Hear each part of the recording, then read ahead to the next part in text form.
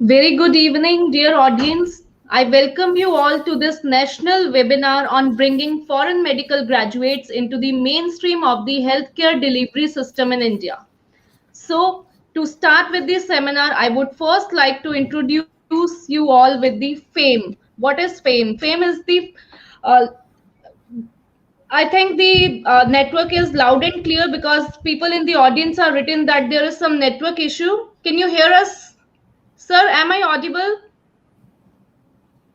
Yeah, you are audible, Priya. Okay, thank you, sir. Thank you. So, Federation of Abroad Medical Education is a representative national level organization with an aim to unite all medical education promoters, counselors, and foreign medical graduates of Indian healthcare system. The team of FAME is aiming to work to support the foreign medical graduates and the foreign medical education on the national level. We have with us various parents, the students who are studying abroad and who have studied from various medical universities in abroad. So the organization is continuously working to bring to provide the proper guidance and information and counseling to the foreign medical graduates.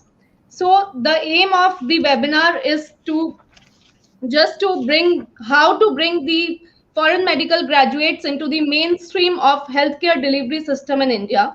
And to have this, we have with us on our panelist as Shri Mahalingam sir, IFS former High Commissioner of India to Guyana, Antigua and Barbuda, St. Kitts and Nevis.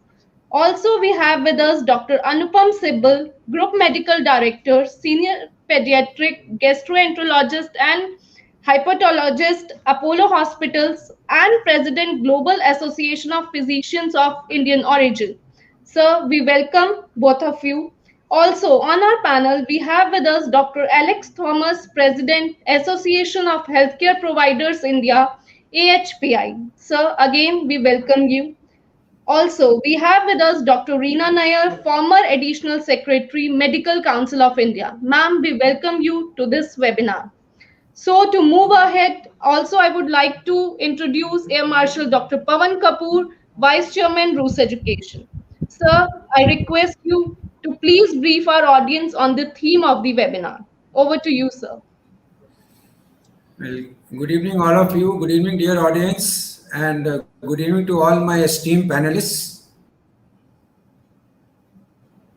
This has been a rare occasion where we have got the panelists who have the experience, who have the knowledge, the wisdom to deal with this subject of how to bring foreign medical graduates into the mainstream.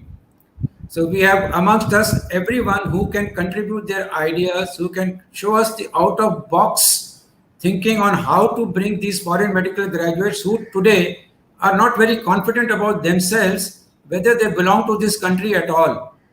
They are actually in despair. They feel that they are being discriminated against in the same very country to which they think is their home.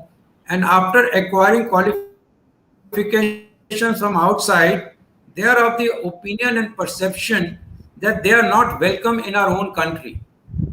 Maybe their perceptions may be misplaced or their perceptions may not be exactly right. But there's a need for us to now improve their morale. We can absorb our foreign medical graduates into our own healthcare delivery system. That is the aim and theme of today's webinar. I would like to give a small background. You see, why do we have foreign medical graduates at all? Does the country need them? Now, to know that, let us do some statistics. As per World Health Organization, we must have at least one doctor of modern medicine for every 1,000 population. But today, we have got one doctor for every 1,674 population. And at present, we have on a panel around approximately slightly higher than 10 lakhs doctors who are registered, but practicing doctors around 8.5 to 9 lakhs. Now, we have a shortage around 4 to 5 lakhs of doctors to reach this figure of 1:1,000, which WHO laid down several years ago. to do that, how many seats do we have in India?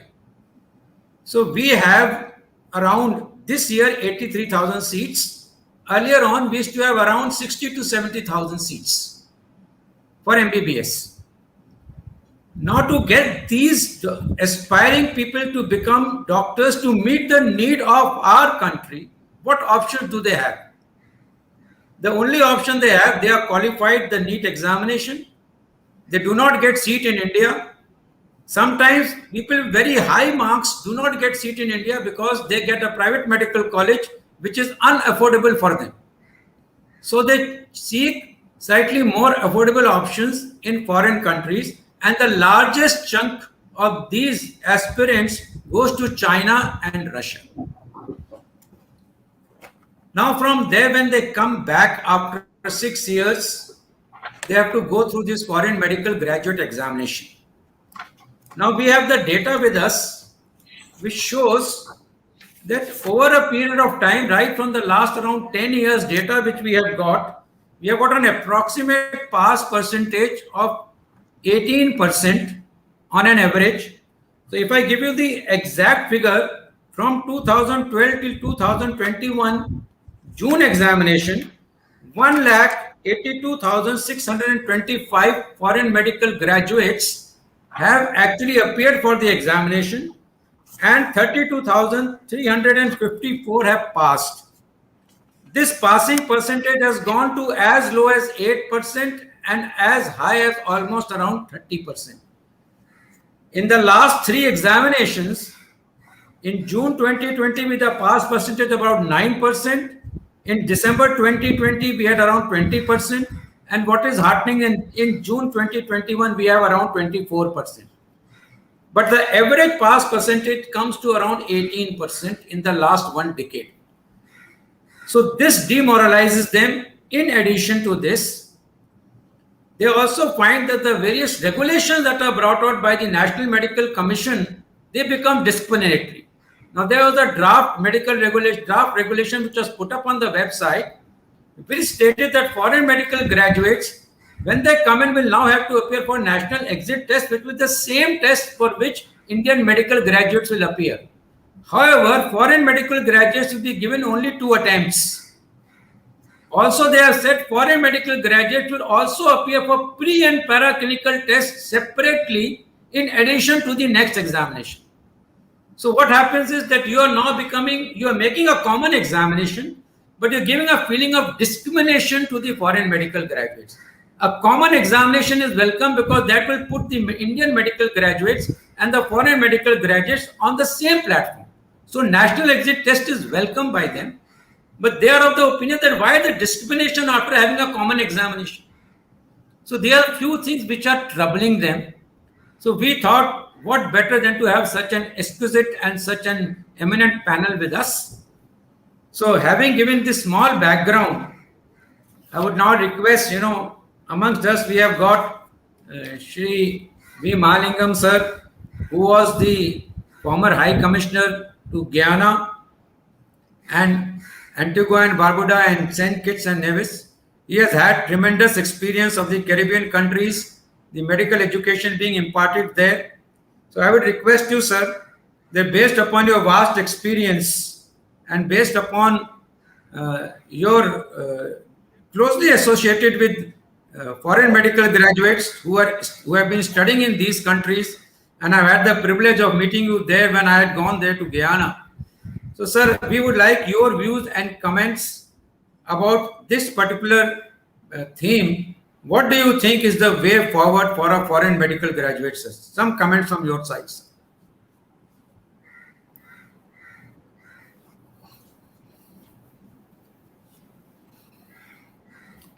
Dr. Anupam Sibal, President of GAPIO, whom I had the pleasure of meeting in my last meeting in Antigua, sometime in May 2019.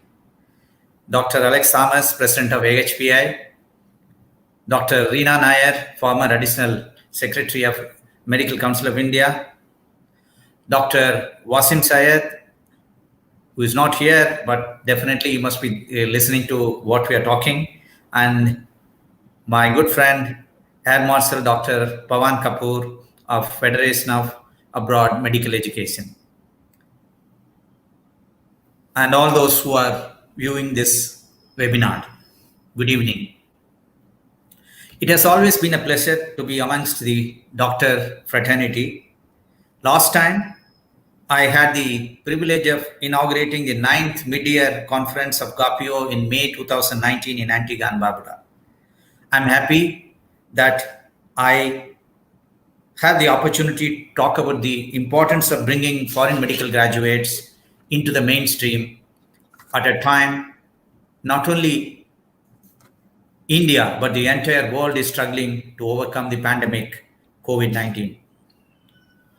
In the modern society, there is always a competition between engineers and doctors. The competition to brag about who is superior. This starts when they start their +2 as students of the two main streams, mathematics stream and biology stream. As an engineer myself, I consider doctor's profession is noble, and they deal with precious human beings, while engineers deal with machines. I intend to share a conversation between an engineer and doctor in this context. An engineer was repairing his motorcycle by removing engine parts. The engineer saw a famous heart surgeon who was his next door neighbor passing by, and he wanted to take a dig at the doctor out of jealousy. The engineer said to the doctor, look at this engine. I opened its heart, took the valves out, repaired, and put them back, and it is running. So why do I get such a small salary when you as a doctor get a huge sum? The doctor thought for a moment, then smiled at the engineer, and he came close to the engineer's ear and said, my friend, try the same when the engine is running. The engineer felt ashamed and embarrassed. Friends, of late, criticizing and assaulting doctors has become common, as if every patient is immortal till a doctor kills him. And medical science is so developed that only the cause of death can be negligence of doctors only. The COVID pandemic, I am sure, has been an eye-opener. People have realized the importance of the doctor fraternity. Yes, when temples were closed, fearing death due to COVID-19, when they assembled there, hospitals function 24/7 with doctors working overtime. Many hundreds of doctors themselves have sacrificed their lives by fighting the unknown enemy, COVID, while saving the millions of COVID patients.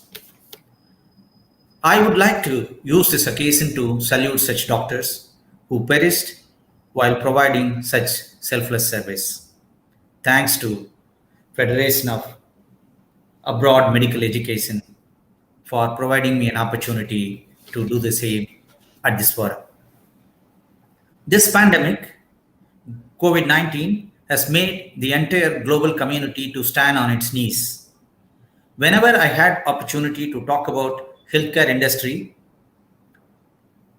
in India, my favorite subject was medical tourism and its growth of 20 to 25% every year in the recent past. I used to boast to the international community about India becoming pharmacy to the world, and soon India becoming healthcare provider to the world. But this pandemic has shattered the image of India in just one go. It is not that our medical fraternity has suddenly become incapable or incompetent. It was simply because of lack of foresight by our planners to see what was in store. The crisis has exposed the soft underbelly of our medical infrastructure, particularly in terms of oxygen supply, ICU ventilator beds, and enough qualified doctors. While oxygen supply and ICU ventilator beds could have been managed within a few months of advanced planning, the magic of creating qualified doctors in a short span of few months was almost impossible. Rather, it is impossible. But government had an option of bringing the reserve of almost 1 lakh foreign medical graduates into the mainstream to use the crisis with an innovative approach. But unfortunately, the bureaucracy was adamant in not doing so, and the nation had to pay a heavy price. Now, it will take years to regain the international image it enjoyed pre 2020. We cannot deny that the medical infrastructure in the countryside is far from satisfactory. While we can boast of world-class medical healthcare in most of the urban centers, when we look at the simple yardstick to measure the level of healthcare infrastructure, we see the doctor population ratio as Air Marshal Pawan Kapoor was explaining little later. We are far behind the WHO recommended doctor population ratio of 1:1,000, and worse, we are worse than our neighboring countries such as Pakistan and Sri Lanka when it comes to this yardstick. Friends, when government was mulling to scrap Medical Council of India and form National Medical Commission, there was a great hope that the situation will improve. The Ranjit Ray Committee wanted to have separation of powers to regulate medical education, and in this regard decided not to have elected members as its regulators. Friends, you are all aware that according to Article 21 of the Indian Constitution, right to health and medical care is a fundamental right. In spite of that, unfortunately, the newly formed National Medical Commission's approach towards increasing the number of doctors to at least match the WHO yardstick seems to be faulty. I would like to highlight two such approaches. There are about 100,000 FMGs, as I said earlier, waiting to clear national exit test by National Medical Commission. In my view, it treats, as Dr. Pawan Kapoor said, it treats FMGs in a biased and discriminatory manner when it comes to fixing minimum score to pass. National Medical Council's proposal to delist the earlier MCA-approved foreign medical institution is another flaw in the approach. This will open up Pandora's box, and the FMGs graduate from such medical universities of poor standard will become lifelong sufferers. Friends, I am in favor of encouraging FMGs to enter the mainstream of medical fraternity at the earliest, given the inadequate medical and healthcare facilities in India. What is needed is being liberal and at the same time ensuring adequate safeguards. The pool of 1 lakh FMGs should not be allowed to waste their skills and talents, and this is the right time for the government to get into the act. Otherwise, it will lead to mushrooming of another set of tutorials which FMGs have to rely upon, as is the case with JEE and NEET exams. There are many positives and advantages when we look at the process of educating FMGs abroad. Firstly, and the foremost, it has played a great role in creating social equity among Indians. Yes, I may say that I wanted to become a doctor, but with my poor economic background, I could not afford to become one and became an engineer. Even today, it's not affordable in India. Whereas during my tenure as an ambassador in the Caribbean, I was High Commissioner to 3 countries, and I did see and I met many sons and daughters of small farmers, carpenters, petty traders, sons of unskilled laborers, and people mainly from low middle class studying there as it was affordable.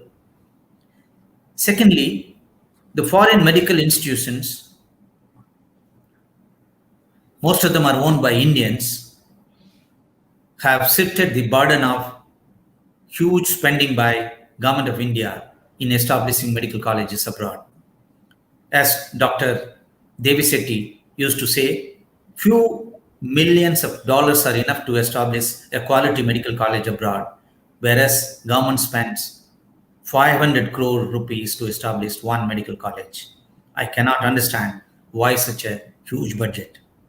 Thirdly, I have visited many medical colleges and universities when I was there in Caribbean.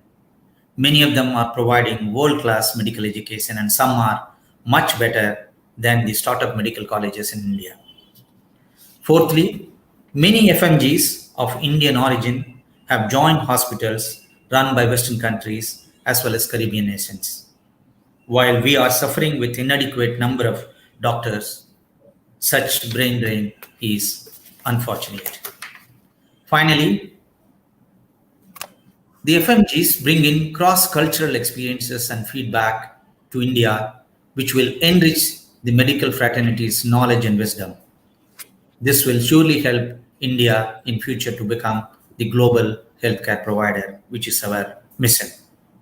In conclusion, I strongly recommend mainstreaming of FMGs into India's medical system by looking at them as an asset rather than a burden. The people at the helm of affairs, including government and National Medical Commission, should realize this sooner to make India a strong and healthy India. Thank you. Thank you very much. Sir, thank you very much for that crisp and that beautiful narration given by you, sir. I am sure our students who are hearing and our parents who are hearing will be music to their ears. So thank you very much, sir. We have now received the recorded video message from Dr. Devishetty himself, sir. So I now would like to share with you Dr. Devishetty, because of his preoccupation, could not join us. So he has sent us his inaugural address in a pre-recorded form, which is probably for about 5 minutes. I request Priya to please share the video message sent by Dr. Devishetty, sir.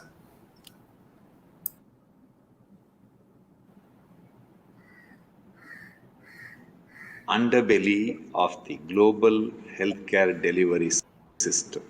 COVID has proven beyond doubt how important healthcare is, how important healthcare professionals are to the society. Today, millions of people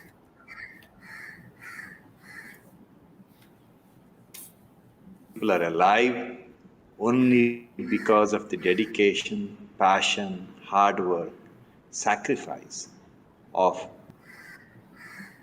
doctors, nurses, and medical technicians. COVID has proven that the foundation of healthcare delivery system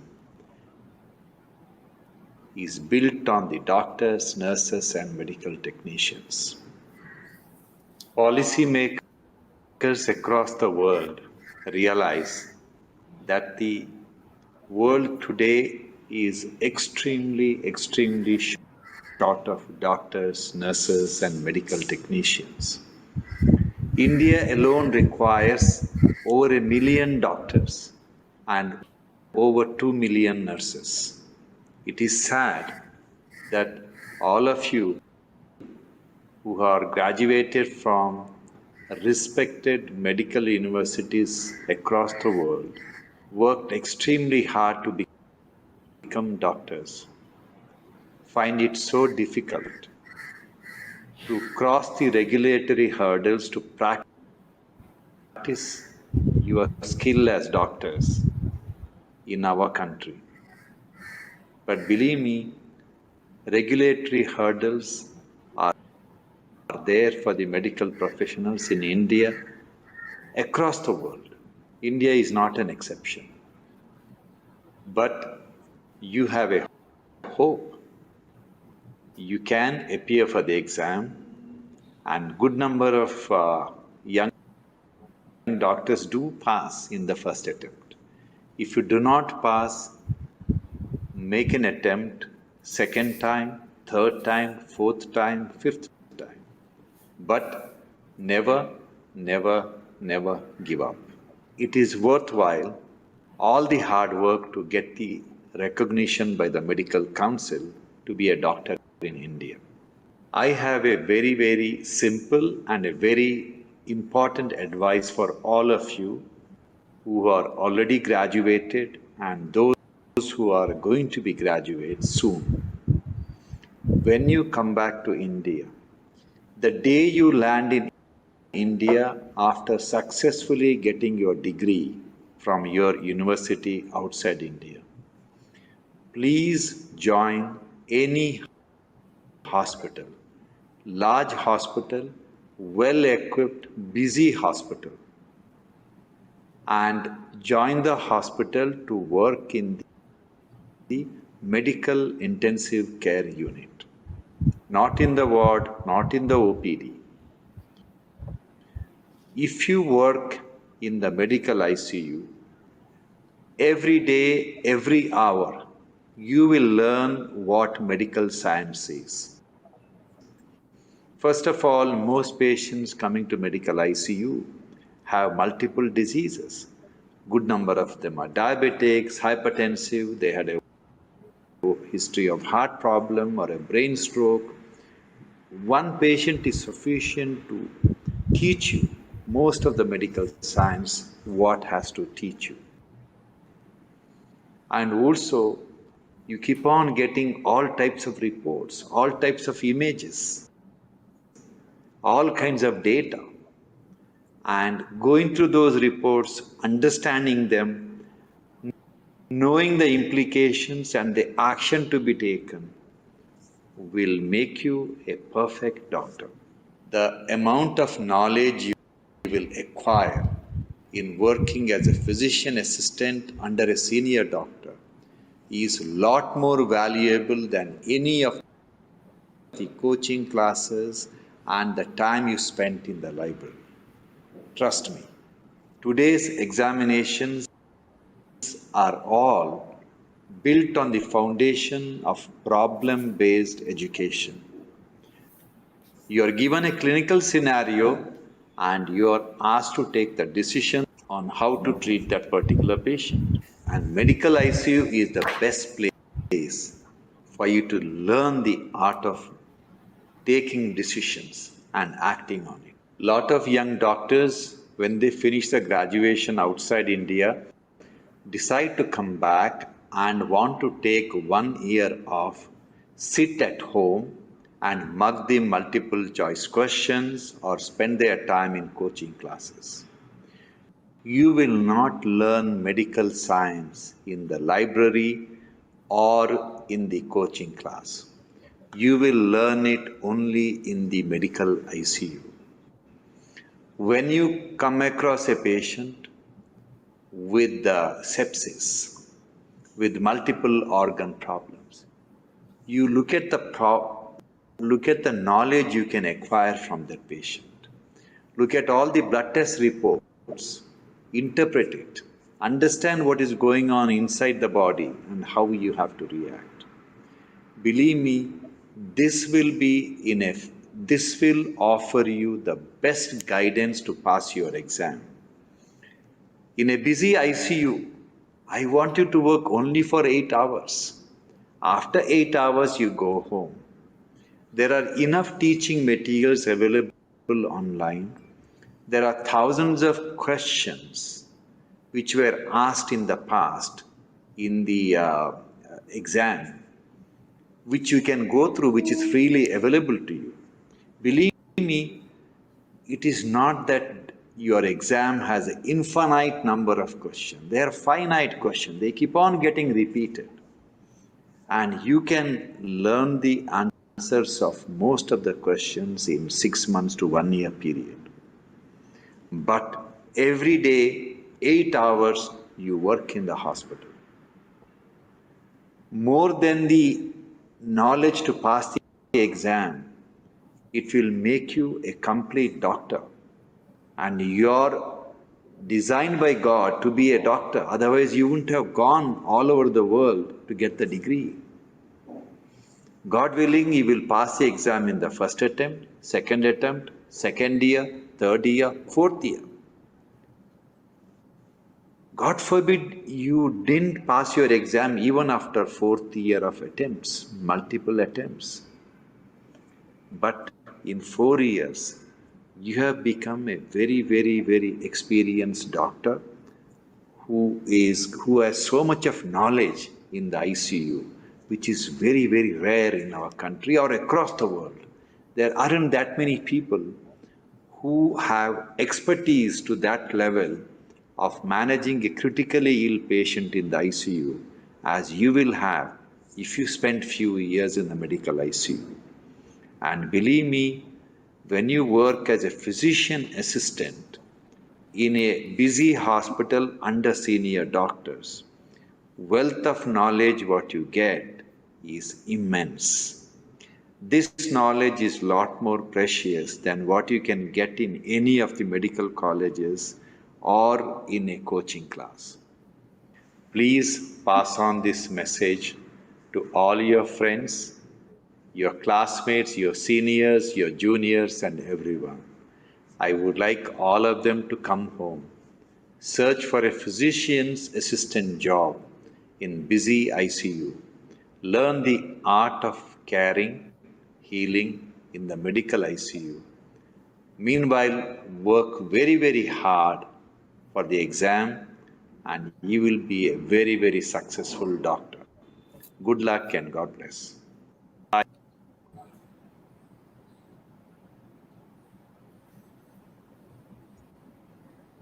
Thank you, Dr. Devi Shetty sir, for that word of wisdom and for giving us the strategy to the students to pass their foreign medical graduate examinations.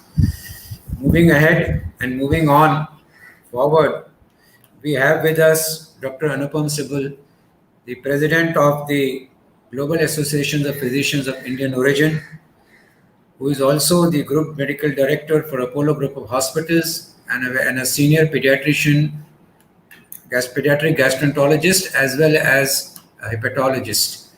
Now he is here with us to share with us on what are the perceptions that people have on quality of medical education abroad.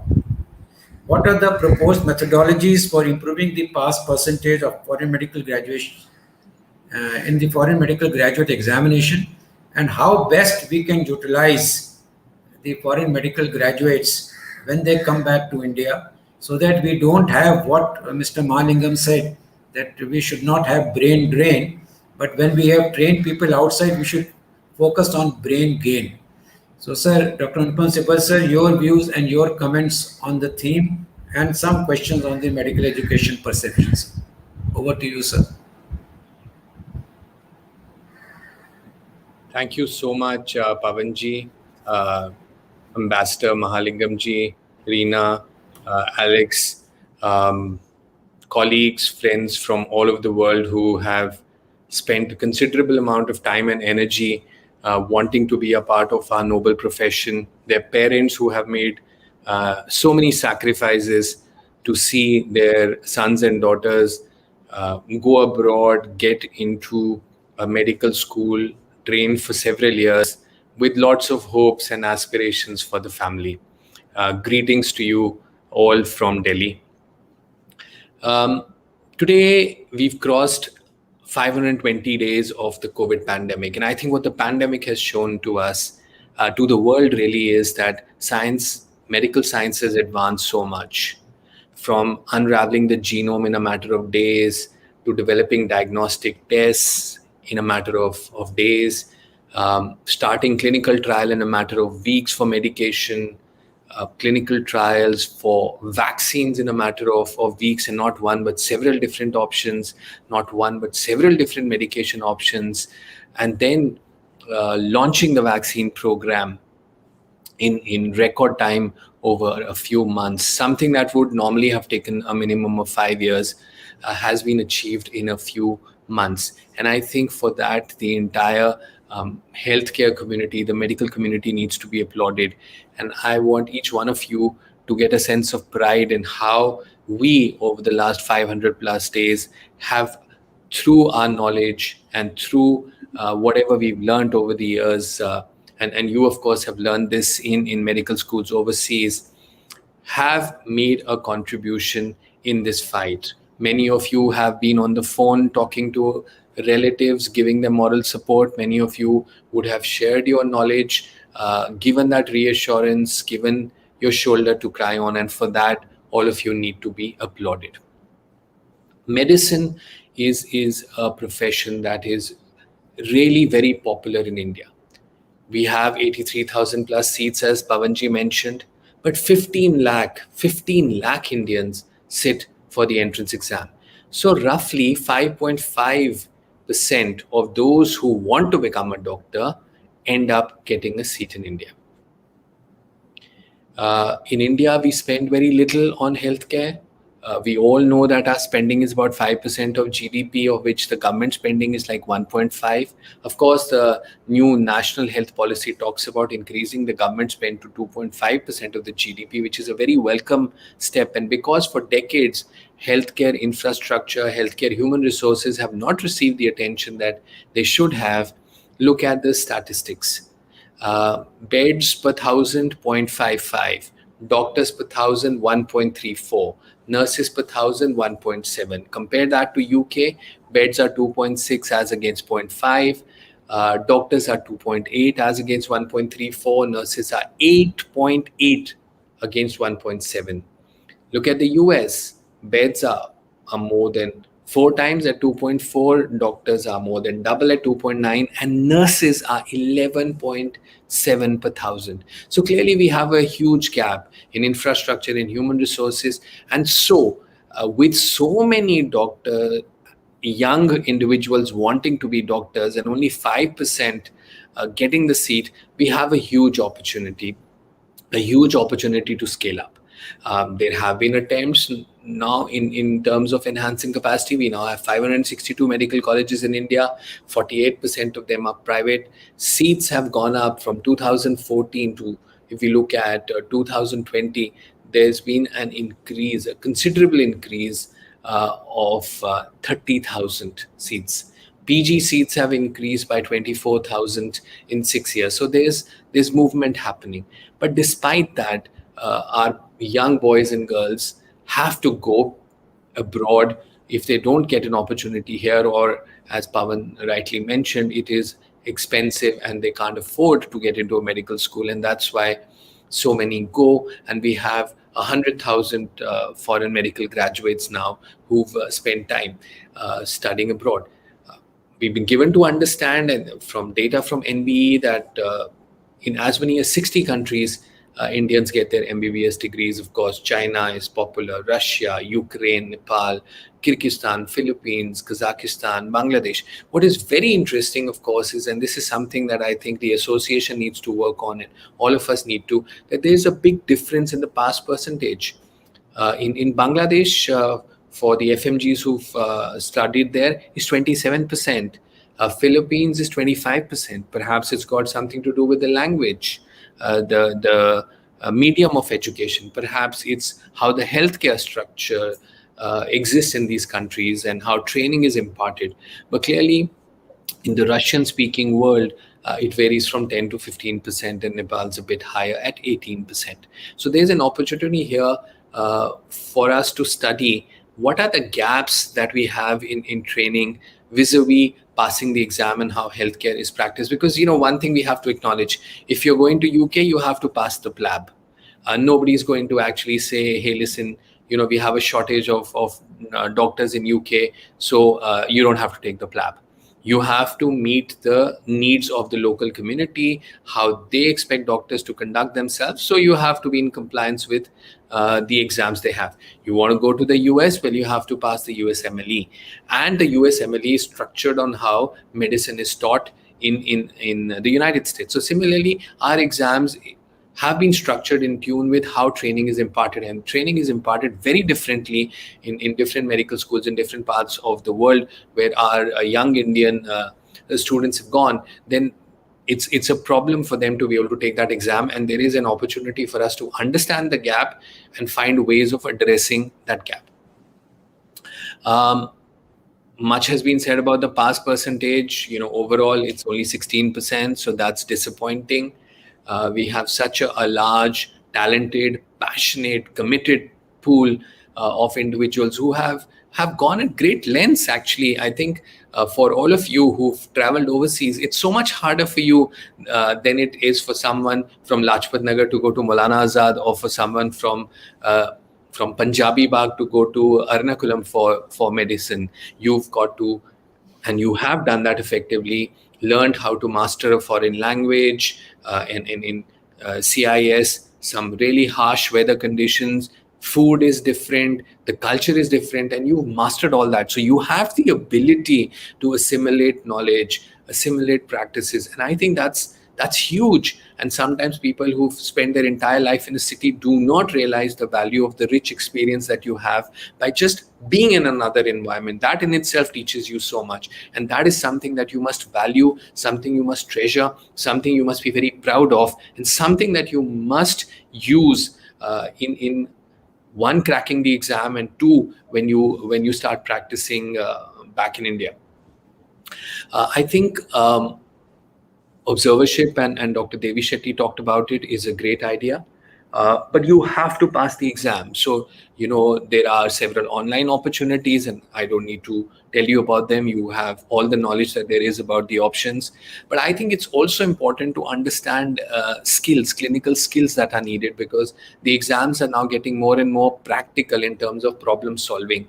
And therefore, just going to the library and reading is going to be inferior to understand how clinical medicine is practiced. And that's why the observership comes in. Perhaps exposure to skill labs, which again are available, is important. I think the fact that Next is going to get initiated next year, and it will apply the same way to foreign medical graduates as MBBS, is a welcome step. And as Pawan said, I think the need for the other two exams in addition to Next needs to be addressed. And I think a submission should be made that let it be equal.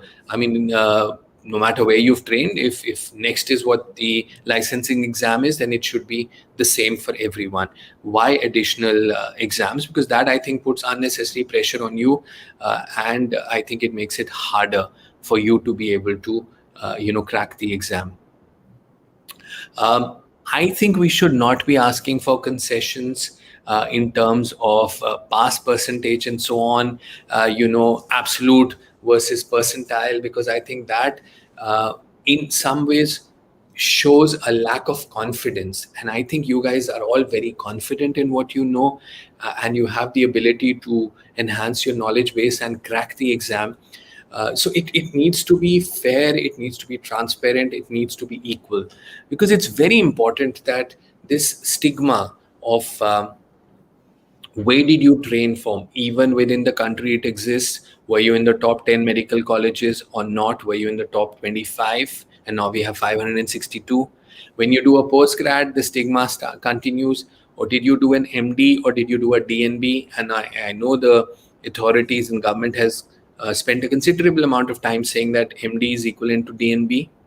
There is no difference at all. So there should be no discrimination when it comes to academic jobs, comes to any positions.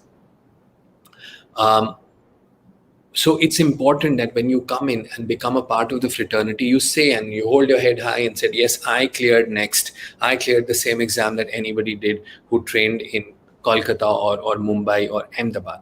And I think it's extremely important for your confidence to be able to do that. Now, how do we help you do this? One is observerships. There's definitely no doubt about that. I think you really do need to crack the exam. So you need group sort of study, whatever it takes to clear the exams by enhancing your knowledge through online coaching, through skill acquisition. And I think, Pawan, through the association, a recommendation should be made that the fact that someone has gone and shown commitment, there should be, especially in postgraduate seats, some amount of concession given if someone who's trained overseas is willing to go and work in a rural area, in an underdeveloped area. Now, all of you are familiar when you apply for used to apply for a J1 visa to the US.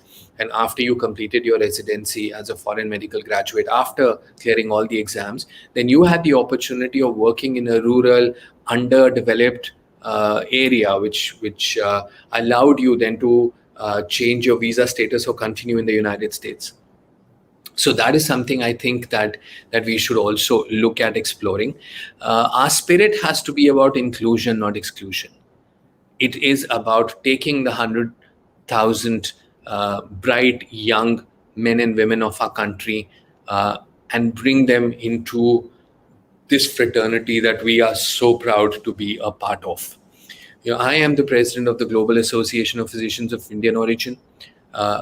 For those who don't know, there are 1.3 million doctors of Indian origin in the world.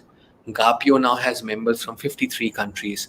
And GAPIO has actually worked on a position paper that we have created on how is it that we can enhance the opportunity for foreign medical graduates of Indian origin to practice in India.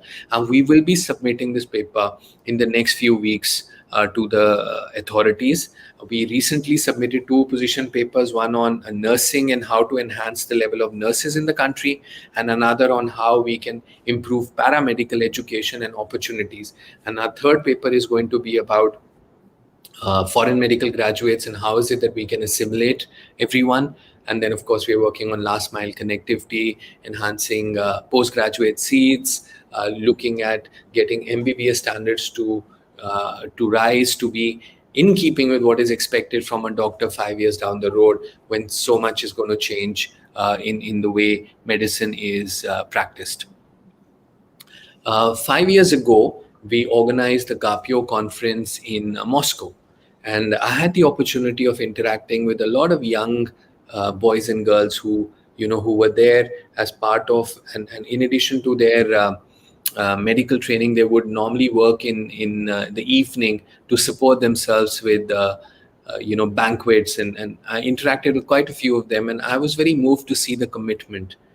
They were so passionate about medicine, and that's why they had overcome such hardships and such challenges, and for that I developed this huge amount of respect for someone who's willing to travel thousands of miles away from their family, from the comfort of their homes, to fulfill the aspirations that they have for themselves, for their families, and to live the dream that they had seen perhaps in middle school or in high school.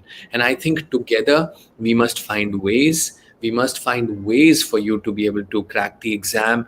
I think we need to talk about what has been going on and how things have been hard for you. And I think if we all work together through the association, through GAPIO, if we can actually create a narrative that talks about this huge opportunity of utilizing the skill set of 100,000 committed Indians wanting to be a part of this new India that we are talking about, an India which is really at the forefront of medicine. You'd be surprised if you don't, maybe that patients from more than 130 countries visit India for treatment. So that's where India is. Sure, we've had a difficult phase with the second wave, but things will change, and we will again be able to show what we are capable of, because we are very resilient.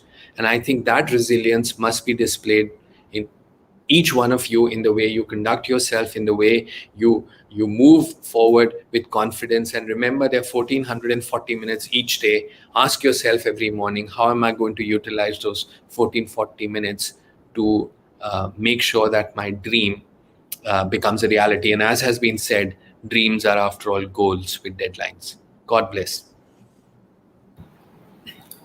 So thank you very much for your inspiring words. I'm sure it would have motivated many of the students who have joined us. And I take home one message from what you said. And the message is inclusivity rather than exclusivity. It means you have to be exclusive by including them. And that is what I think the foreign medical graduates are looking at, They want to be a part and parcel, and they want people to guide them as to how they can become without giving the feeling that they are being discriminated against. That is an important aspect where I think our regulatory bodies should inculcate this sense of confidence into the foreign medical graduates that we are there for you to facilitate you to enter into the system rather than to hinder you from entering into the system. So I think that also needs to come from the inclusive body, from the regulatory bodies. And sir, I think what some of the things which you said are very practical, and I'm sure the students have taken the message home that you will have to pass this foreign medical graduate examination. You leave you leave the modalities to the regulatory authorities, but your role is to pass the examination because this is done in each and every country where you like to go and practice. Everybody has his own licensing examination. So that how to pass it, some strategies have been told to you, and I'm sure you'll be all making a note of this. And once again, sir, thank you very much for being here with us.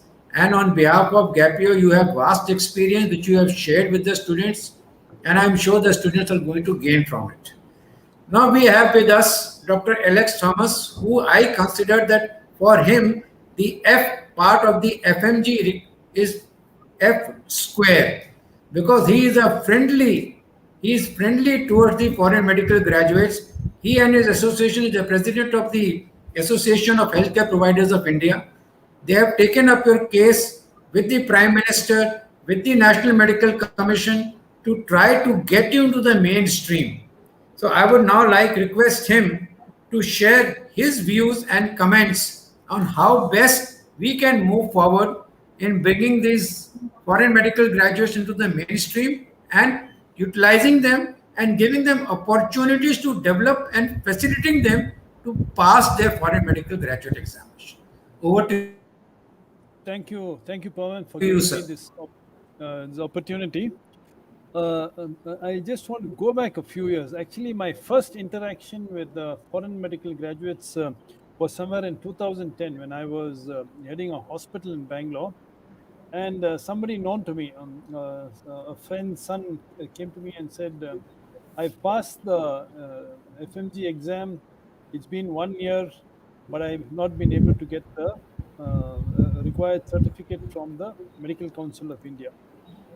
So I took it up. Fortunately for me, I think Reena wasn't there at that time. I had a very good friend there who was chairman of the Medical Council. It took him, believe me, it took him almost a year to get it done. He had to suspend somebody in the process. But there was a lot of corruption going on in a nutshell. So that's how I came into contact with FMG. And then I heard this sad story. Our children going abroad, studying. I think most of the things I wanted to say have been said by Devi and Anupam. Children who have gone abroad at great difficulty, have studied, acquired skills, come back, and at that time, and maybe even now, at that time, treated very, very badly. And in my continued interaction with them, I also discovered that many of them had committed suicide because of the frustration, the difficulty they were having, and that it was more focused on people who had passed, not getting the certificate. But after going into a little more detail, I discovered that many out of these 180,000 people who appeared, many have given up, many have taken up other jobs, many are unemployed, many are lost to society. What an absolute waste of resources. These young children have come to us with training and we treat them so badly. Anyway, so this was my first interaction, and I was concerned because this is not the right way to treat our students.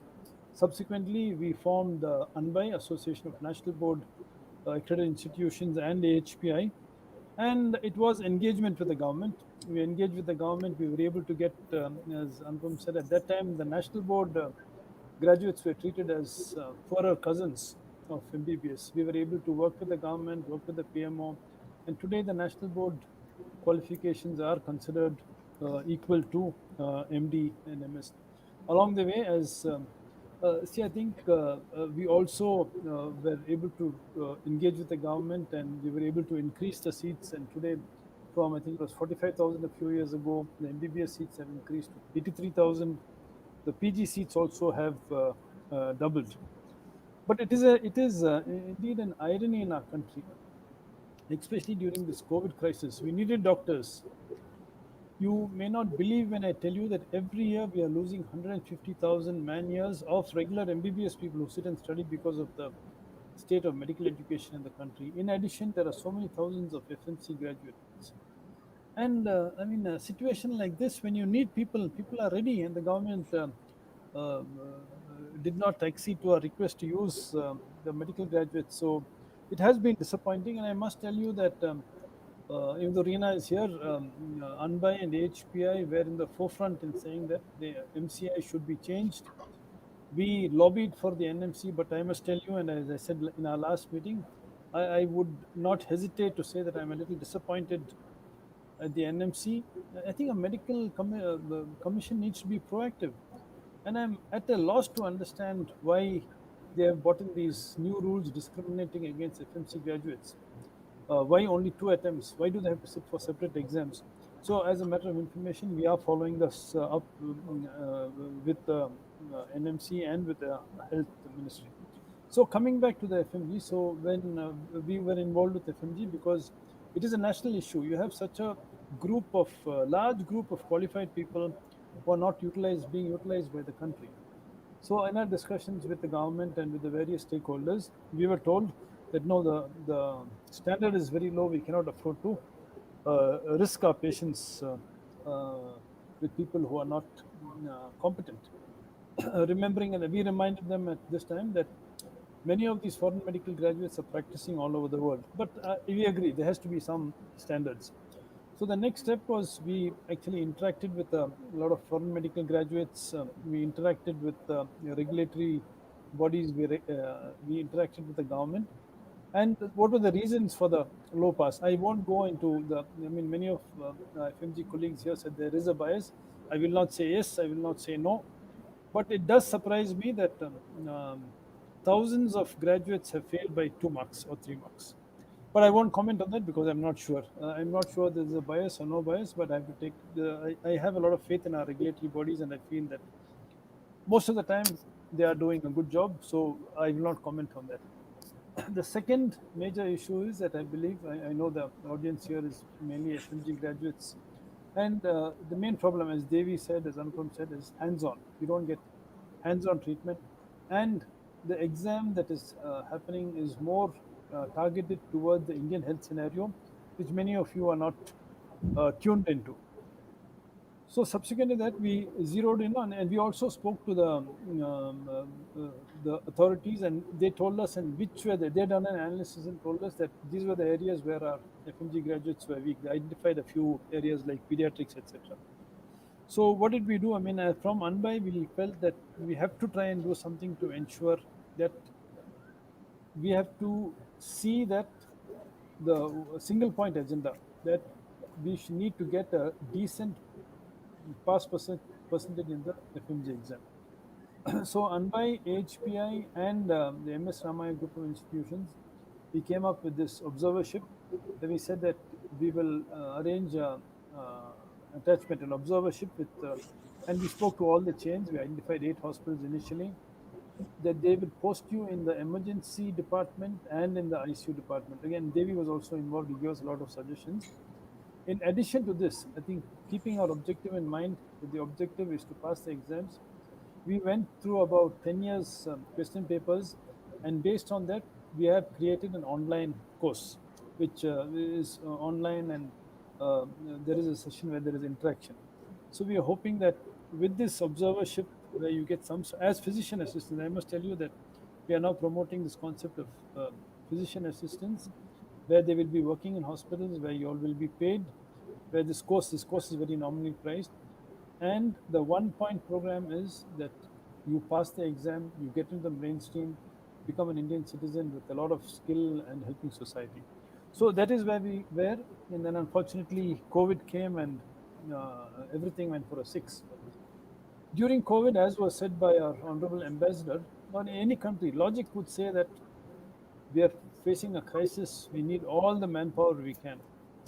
But for some unfathomable reason, from day one, we have been telling the government, please get FMGs involved. And see, in this time of crisis, knowing that a majority, I don't have the figures with me, but I can tell you that at least 10 to 20% of the people who failed by only 1 or 2 marks. So we suggested to the government, we are still pushing it. I mean, the Supreme Court committee saying that let FMG graduates work as physician's assistants in a COVID center, and if they work for 100 days, they get X amount of grace marks. I mean, this is, I am a quality man. I was on the board of NABH, I started CAHO. But I think in situations where there is dire need, I think we need to balance it, keeping in mind that you cannot compromise on quality.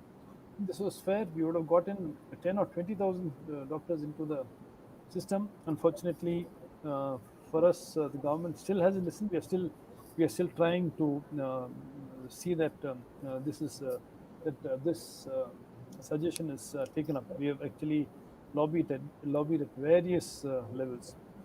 There would have been a huge game changer, as the ambassador said, but unfortunately, there is so the past, and we need to look at the future. So, what have we done in the future, and how ANBAI and AHPI are trying to help? One is, as was said, the first thing is that we are pushing on, saying that we need to increase the number of seats. We certainly need to reduce the cost of medical education. Medical education is expensive because even now, for a medical college, you need an investment of many hundreds of crores. If you look at the quality education given in the rest of the world, you don't need to put in so much capital. So we are suggesting that smaller hospitals be recognized, cut down costs. You don't need so much land, you don't need huge libraries, everything is online. Teachers also ensure that they are competent, but ensure that there is a balance between what is needed and look at regulation.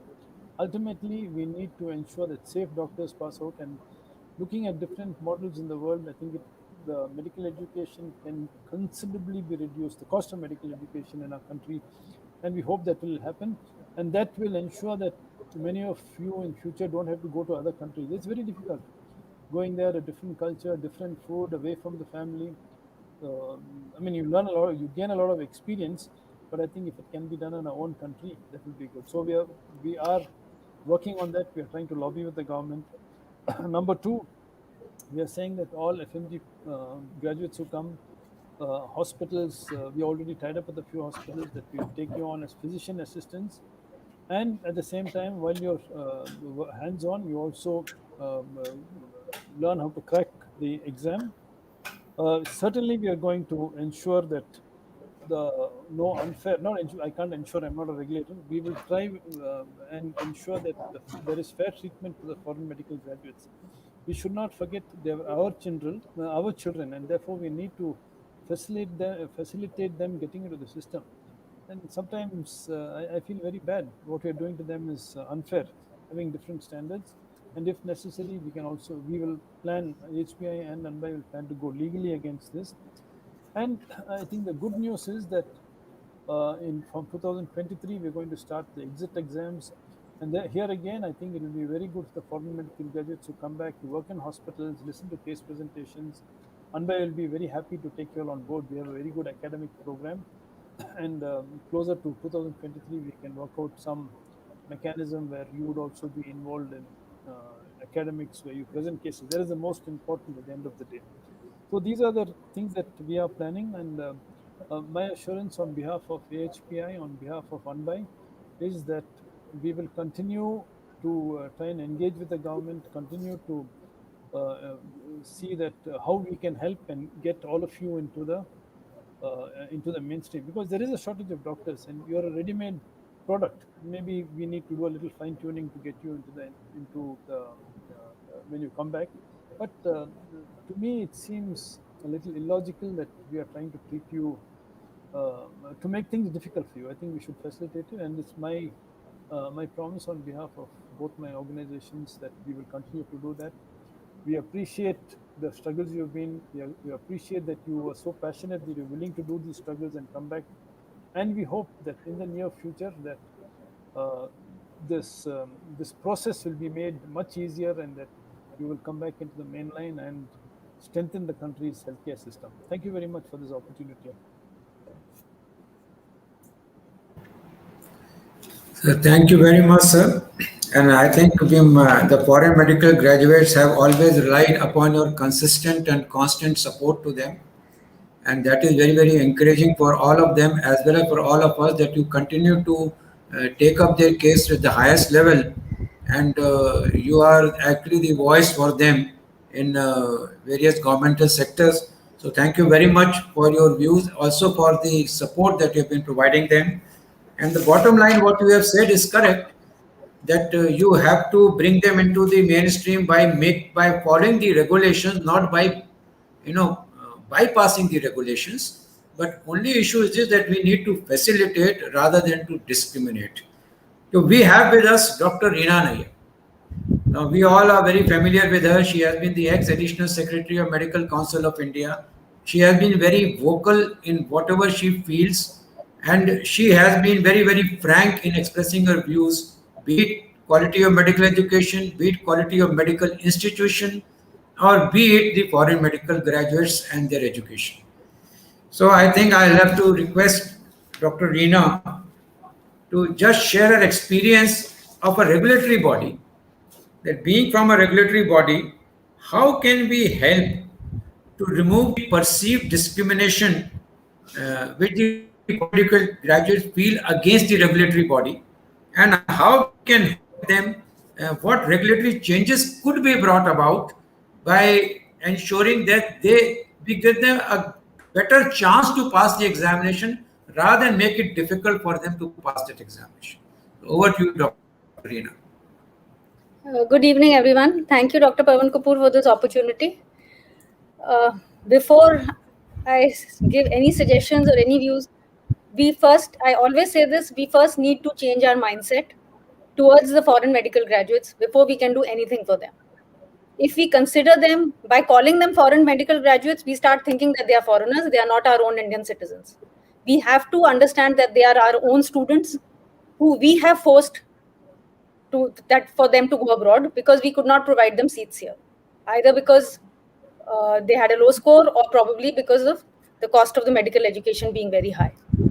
Saying that, these foreign medical graduates, once they have cleared their exams in the countries of where they have gone to study, when they come back, the fear with the regulatory authorities has always been that the curriculum that they had studied is not commensurate with the Indian curriculum. They have not had enough hands-on training. The epidemiology of diseases or disease burden is very different from what is there in India. And because of this, the screening test had been introduced. And which, like the speakers before me have already said, that in all countries there are such screening tests. You can't simply just go and start practicing anywhere. So to clear the screening test, this level was also kept probably a little high, so that because of the fear that these students may not be at par with our own students in terms of the disease burden and the epidemiology and the hands-on training and so on. And that is why the level was kept a little high. And this is the fear that is still continued till date. We don't want to bring them into our system. Now, we should not be dependent on a pandemic like COVID to bring these students into our system. There should be a system in place where we welcome them, because we actually need manpower in the country for healthcare. So we should not dissuade them. We should, in fact, try to include them in the system. Passing of the exam is mandatory and will always be mandatory. So we cannot ask for exemptions on those grounds, nor can we ask for a reduction in the pass percentage, or by doing COVID duty, reducing the percentage of passing. We cannot ask those things, because those will never be accepted by the regulatory bodies. So what I would suggest to all the students who are listening to us, please put in hard work, give it your best, and try to clear the exam. Not in the first attempt, second attempt, third. There are multiple attempts till next comes in, which next has only 2 attempts for you, which is obviously it is discriminatory. But I think at various forums, this has been represented to the government by various forums. And even that extra paper on pre and paraclinical subjects, that too is discriminatory, because that is not there for our own Indian students. But again, that fear was that mainly focusing on community health, because of the epidemiology and disease burden being different. So that is why this additional paper had been introduced. But of course, it is discriminatory and it should not be there. I totally agree with that. So all the students should put in as much hard work as they can, clear the exam, and as Dr. Devi Shetty has already said and Dr. Sibal has also said, we have to increase their hands-on training, get them into the clinical settings. They should be rotated in various departments so that they get to learn actual practice about various diseases, not just the theory part, but the practical part on how to treat diseases, what are the signs, symptoms, how can you, clinical scenarios can be, they can discuss clinical scenarios with their seniors by acting as physician assistants. In this way, they would learn a lot on ground about various diseases and how to treat them. And this will greatly help them even in clearing the theory papers. So this is one aspect, and even Dr. Thomas has said that various organizations are actually trying to help them out and trying to get them into as physician assistants into various hospitals. In addition, I think like organizations like FAME should also, have their own kind of a refresher course for these students rather than they depending upon various other courses. There should be one by such authentic course by the say organization which the students can attend, in addition to doing the practical training. And this, I think, would definitely help them, making it easier for them to clear the exam. Apart from that, the NMC already, like if we go through the Act, NMC does have a provision of community health providers. Now, community health providers, it would be a course, a short-term course, by which we are creating such kind of physician assistants, basically, who would actually be working initially in the primary and secondary health levels of healthcare, and then later on in the tertiary health level also under senior consultants. So instead of creating such community health providers, we can always use our foreign medical graduates for the same purpose, because these are actually MBBS passed students. They have passed the exam, final year exam from the countries of their education, and then have to come to India. So they are much better placed as compared to the community health providers.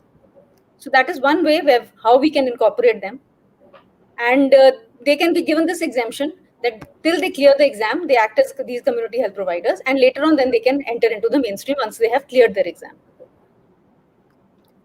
Then students who have given exams multiple times and still are not able to clear, I would ask them not to despair. There are various other fields where you can, which you can adopt, such as hospital administration, health policy, or maybe even disease prevention and control, environmental health, reproductive health. There are various other branches which you can take up. So even after multiple attempts, if you are not able to clear, please don't despair. There are many other options available to you. And I would just tell you once again to study hard, clear the exam, and all the best to all of you.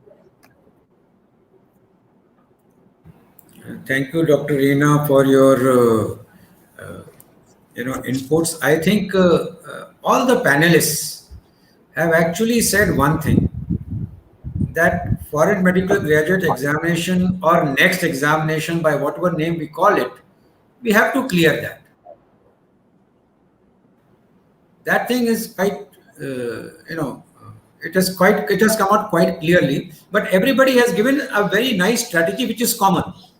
Deploying the foreign medical graduates initially as physician assistants in the hospitals or doing observership in ICUs and training them to get hands-on experience and have problem-based learning, and then going back and attending some online courses and undertaking some classes for moving forward and trying to clear the examination. So I think all of us have this common notion that we have to clear the FMG examination, and there are various strategies to do that. Now, before we actually come to the conclusion, I know Priya has got several questions. There are almost hundreds of questions which they have asked. So Priya, we don't have that much of time to incorporate all the 100 questions. I would request that please ask one or two questions to each of the panelists, and subsequent questions we will forward the answers to all the participants at a later point of time. So please start the question answer session, and just let's keep it time bound so that our panelists are very busy people. and they have got their own work to attend to. So please, let's keep it short. Yeah, if I may, I have a hard stop at 7:30. So I will excuse myself in precisely 10 minutes as I discussed with you. But and one request I wanted to make to all our friends who've joined, please go on to the GAPIO website. We have an opportunity for associate memberships because, we definitely see an opportunity where we will work with you and support you in fighting and make a case for your recognition and your joining the mainstream. Sorry, over to you, Pawan. Thank you, sir. Thank you, sir. Priya, the first questions, if they are addressed to Dr. Anupam, please ask him the initial questions, and subsequently, because he can then be free to leave us. Otherwise, we'll hold him for a long time. Yeah, sir. Thank you, sir. Thank you so much. Sir, the question to you, has Apollo Group employed any foreign medical graduates, and what has been their performance? So we have employed, and like I said, Reena says, once they've passed the exam, let's stop calling foreign medical graduate and let's remove this tag. Yes, we have quite a few doctors who've trained in Russia, who've trained in Ukraine, in Kazakhstan, in Malaysia. Of course, they've all passed the exam, and Nepal, quite a few actually from Nepal. They've all passed the exam, and they, depending on their experience, seniority, whether they've done post-graduation or not, fit into whatever level that we have. And in terms of, we found actually no reason to find any reason to complain about competence, because they've cleared the exam and they've cleared our interviews. Thank you, sir. Thank you so much. Okay. So the next question I would like to ask Shri V. Mahalingam, sir. Sir, you have been representing India in various missions abroad and have finest experience of quality of medical education being provided by the foreign countries. Do you think that the students who study abroad in these countries, I will not call again foreign medical graduates, are not fit enough to practice in India? So do you feel so? Even in my speech, I said that, the conception of that foreign medical graduates are inferior to Indian medical graduates is wrong. Because I have seen with my own experience, I've visited various medical colleges and I've seen those colleges are far better equipped than many of the startup medical colleges in India. If those graduates, coming from startup medical colleges in India are given a better opportunity to clear the exam, why not FMGs? And FMGs, they have become victims only because of our own government's inadequacy to open up many medical colleges. They did not go on their own. They went because the opportunities were not available for them, and therefore they went. And therefore, I would say that they are no way inferior. And as all of us said that, there has to be some screening test. Definitely the screening test has to be mandatory, but it is wrong to conclude that foreign medical graduates are inferior to Indian medical graduates. Thank you, sir. Thank you so much. The next question I would like to ask Dr. Alexander Thomas, sir. Sir, can FMGs be utilized pan-India for supporting India's COVID efforts? And based upon their performance, should the examination be waived off, or those FMGs are given an advantage of some percentage of marks in the examination? Yeah, before I leave, I have to leave in a couple of minutes. Thank you for this question. I think, as we have said, I don't think we should compromise on the quality by saying no exams. I think we all agree that there has to be some examination. But having said that, I think it's important that if they work in a COVID institution, it's okay to give them a few grace marks, because by then they would have also improved on their hands-on, etc. So not too much, not to compromise quality, but they should be given credit for doing work in the COVID wards. Thank you, sir. The next question I would like to ask Dr. Reena, ma'am. Ma'am, why is NMC discriminatory for foreign medical graduates? As this question has been asked by many of the students here. See, I have already, when I addressed the audience earlier, I had already said that it is discriminatory because of fear of certain, the curriculum not being the same, hands-on training. They don't have sufficient hands-on training. They don't have exposure to Indian the disease burden. These are the reasons that has made the regulatory body create these kind of differences, like giving them an extra paper or giving them just a few attempts. That is the reason. Thank you, ma'am. Thank you.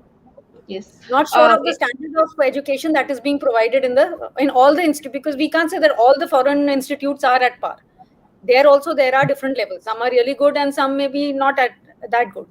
So that fear has created this kind of discrimination between the FMGs and the Indian students. Okay. Thank you, ma'am. Air Marshal Dr. Pawan Kapoor, sir, as the guest has to leave. And do you want me to take other questions, or we can sum up the session, sir? Sir, please unmute yourself. We cannot hear you. Yeah, if there are some important questions asked by some of the students, you can raise it to the panelists. And Dr. Anupam is going to leave in precisely 3 minutes. So if there are any questions specifically for him, can you ask those questions?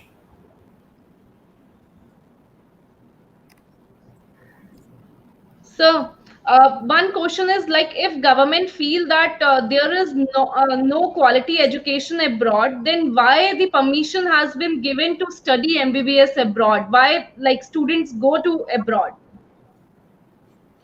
Well, I really can't answer that question. I mean, it's kind of, it's irrelevant if you ask me at this point in time. You've gone, you've done it, you're back here now. Why? It's like, okay, if 10 years ago I had made that decision, what would I have done? I mean, it's kind of moot now at this point, really. And any country you have to give the exam. So that is its same material. Okay, another question by Suresh Gora. He's asking any difference in degree that we get.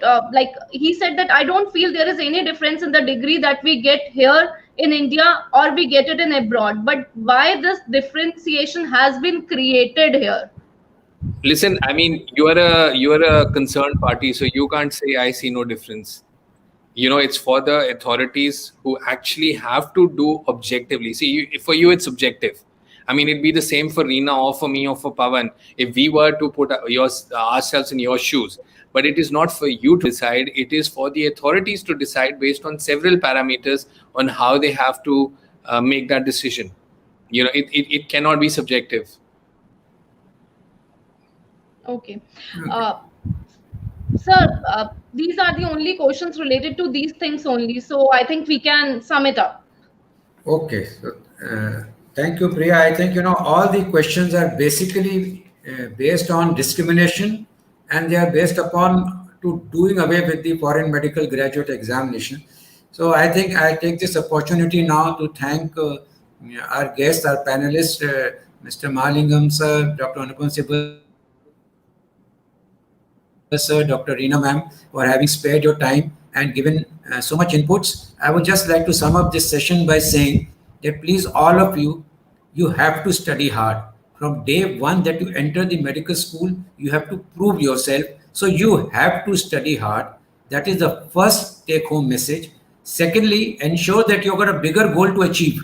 You are no less than others in terms of skill acquisition, in terms of competence, but you have to achieve something more than others. And to do that, you have to be constantly on the go. Thirdly, when you come back to India, we have heard all the eminent panelists. I will keep on interacting on your behalf with all of them. Try to get to observership in their institutions for you to gain some practical knowledge and problem-based learning, so that you can pass your examinations with, in your first attempt. And even if you don't pass, there are a lot of opportunities, what Dr. Reena has said. Next step is that, a very good suggestion has come from Dr. Reena as well, that we can utilize these people as community health providers. You don't require them to be registered for providing community health providers. You can be registered straight away as community health providers. And while doing community health providers, you can be assessed for your skills and competence. If you are found suitable, certain marks can be given as concession. 5 marks or 10 marks can be given as concession to them, and they can be again allowed to appear for FMG, get those 10 marks concession, and if with those 10 marks you can prove yourself, please move ahead. Good idea. We can take up this as an additional step, because National Medical Commission Act has given a provision for community health providers. So we will be working within the Act and not outside the Act. So with all this, I thank my panelists once again. To all the students, thank you for joining us. Keep your questions coming. We will answer all your questions. We are going to prepare a paper. Dr. Anupam has already prepared a paper on behalf of GAPIO and will be submitting to the Government of India. We shall also prepare similar papers, and Dr. Alex is already on the job. So when it comes from 3 different places, the government will be forced to have a look at it. And I'm sure something more tangible, something more favorable will come out for the foreign medical graduates. Rather, they are graduates who graduated from foreign universities, but they are our own people, they are our own citizens, and I'm sure it's going to take time, but things will change and you will get your due. With all this, thank you very much, all of you, and Jai Hind. Thank you. Thank you.